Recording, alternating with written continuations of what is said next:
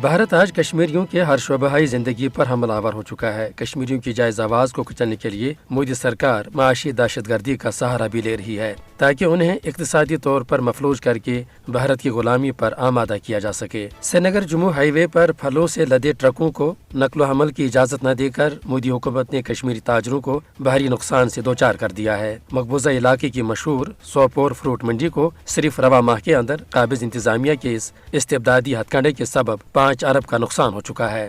گزشتہ 3 برسوں میں بھارتی حکمرانوں نے یہاں معیشت کے ہر شعبے کو تباہی سے دوچار کر دیا ہے۔ بھارتی فوج کی طرف سے آئے روز محاصرے اور خانہ تلاشیوں کے دوران کشمیریوں کے مال و جائیداد کی بربادی، حال ہی میں کشمیریوں کے وقف اراضی پر قبضہ جما لینا اور پھر ساتھ ہی سیب کے پھلوں سے لدے ٹرکوں کو سری نگر جموں شاہراہ پر روکے رکھنا بلا شبہ کشمیریوں کا معاشی طور پر گلا گھونٹنے کے مترادف ہے۔ بھارت دراصل اسرائیل کے طرز پر کشمیریوں کی معیشت کو کچل کر انہیں بھوک و افلاس سے دوچار کرنا چاہتا ہے۔ یہ امر قابل ذکر ہے کہ بھارت نے جب سے غیر قانونی طور پر دفعہ 370 کا خاتمہ کر دیا ہے، مقبوضہ جموں کشمیر کی معیشت بری طرح متاثر ہوئی ہے۔ یہاں سیاحت کے شعبہ سے وابستہ 5 لاکھ افراد روزگار سے محروم ہو چکے ہیں۔